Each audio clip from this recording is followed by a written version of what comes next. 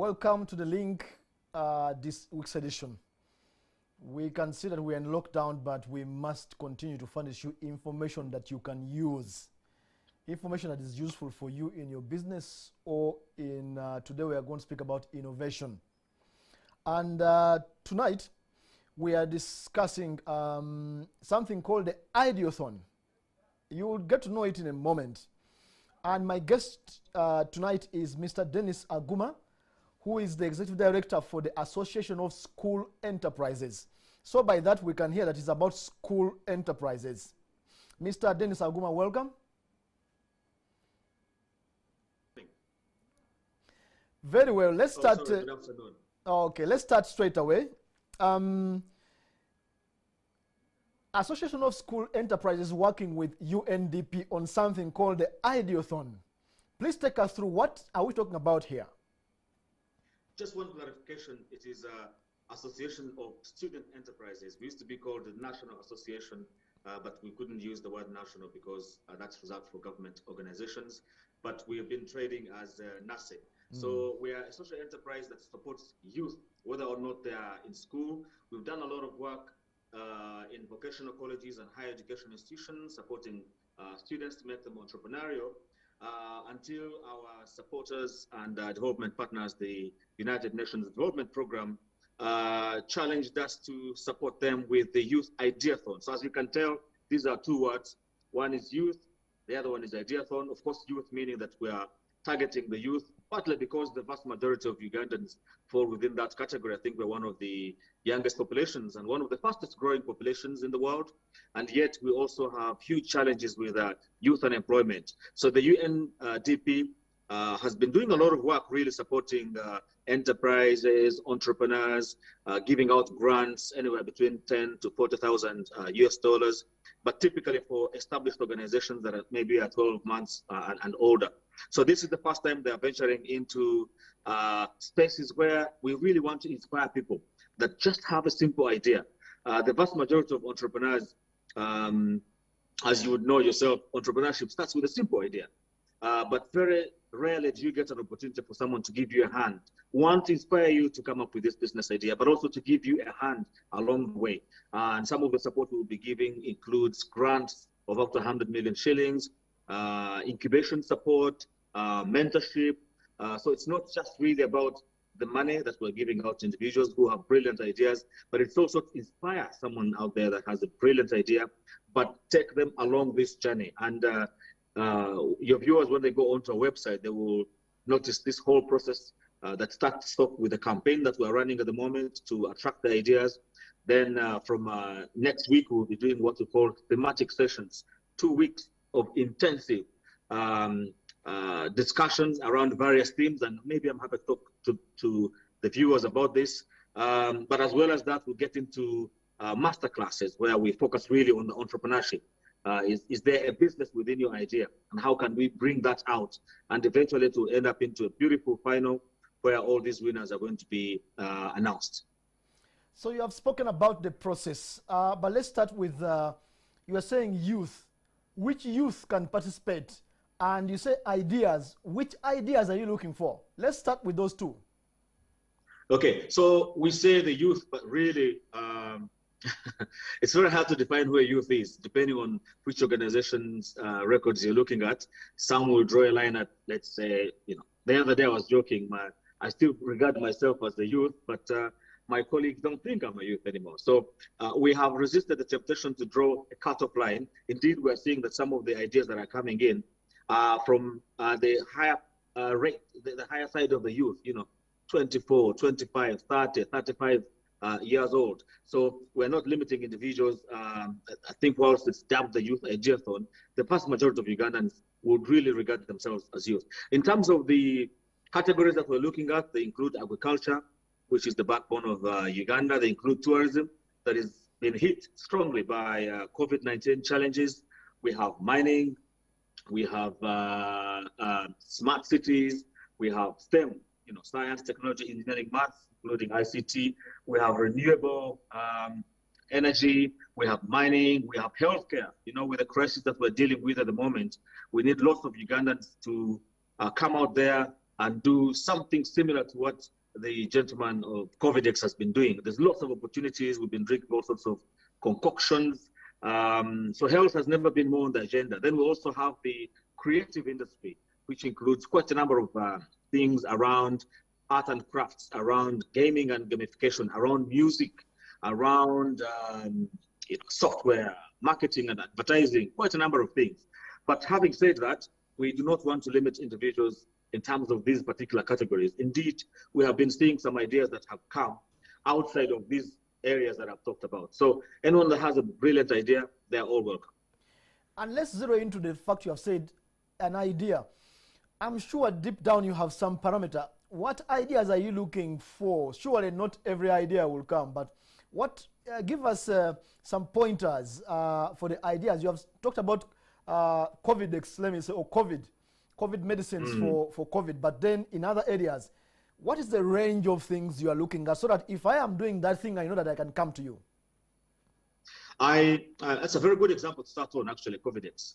Some of the best ideas come from a problem, identifying a problem and coming up with a solution to address that particular problem. And Covidex is a perfect example of that, where a gentleman applies his skills and expertise to solve a particular problem.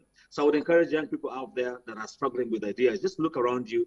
What challenges are you facing? What problems, what pains? And there's lots of them now with lockdown, people out of jobs, people are looking for how food gets to them. So there's lots of opportunities, really.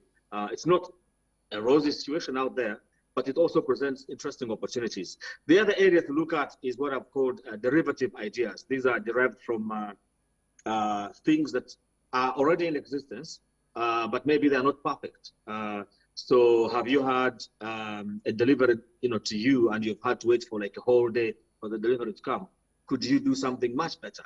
Have you received a product whose packaging was such that the product itself actually was not edible because the packaging was terrible? Was it about branding? What was it about? So you don't have to come up with a novel idea. Indeed, most of the ideas on this planet are not new. We're not looking for Nobel Prize winning ideas. We're looking for solutions that are making progress. Innovation and creativity sometimes doesn't have to be radical. It can be incremental.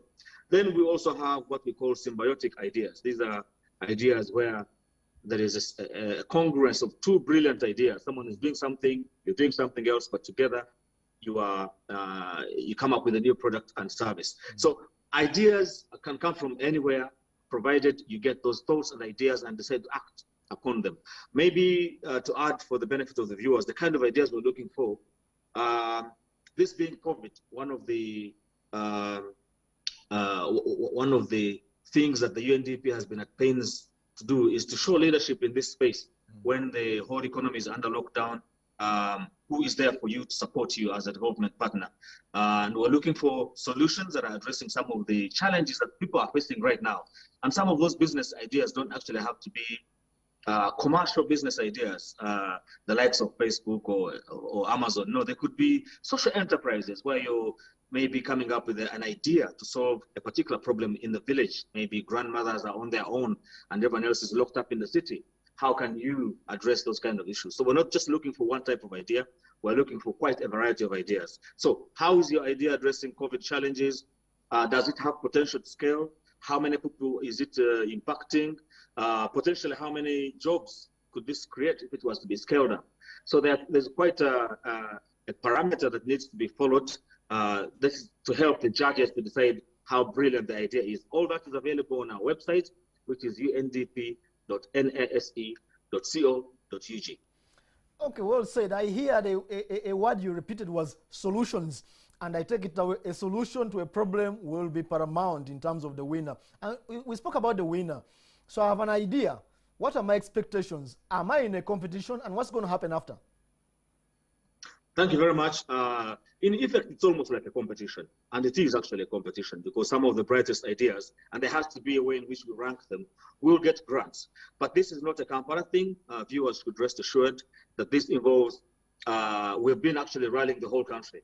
We have been in the Western region, in the Eastern region, in the Northern region. People have seen us, even here in the Central. People have seen us on Radio West, TV West. My colleagues have been on Radio Teso. We'll be on Voice of Toro, and others. So we are really running individuals across the whole country. So there will be winners in every region for a start.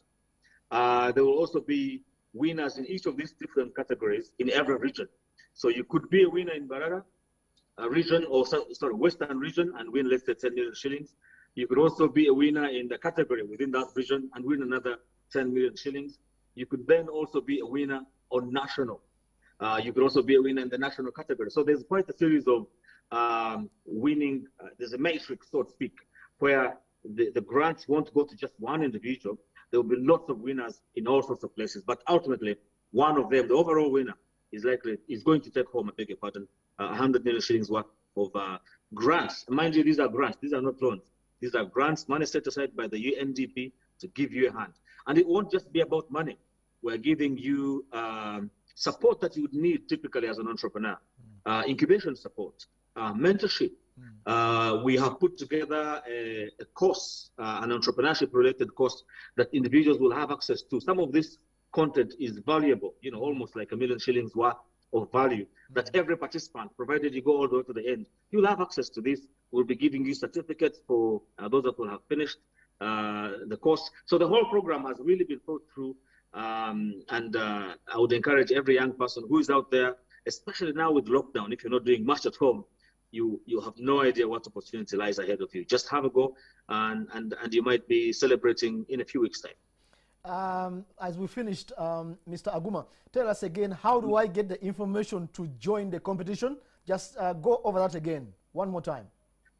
The vast majority of the information will be available on our website, which is undp.nase.co.ug. Just to repeat that again, undp.nase.co.ug.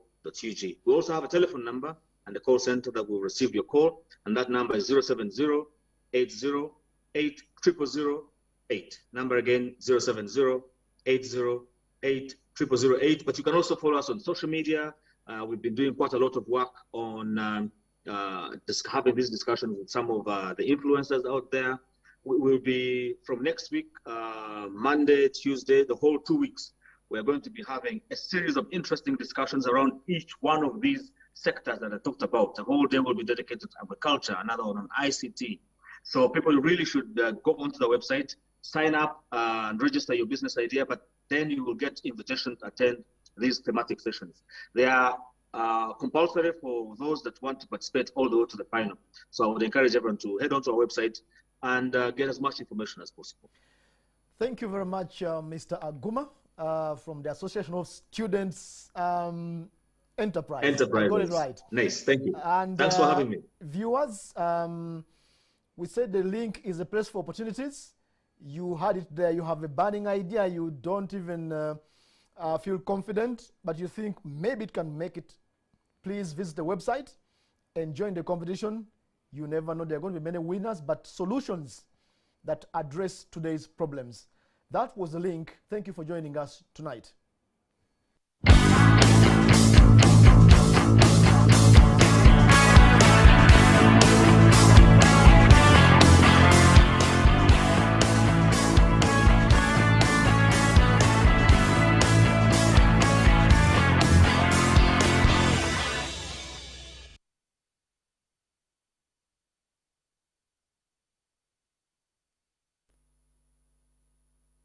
Are we going to get a recording of the clip when it goes out? It would be very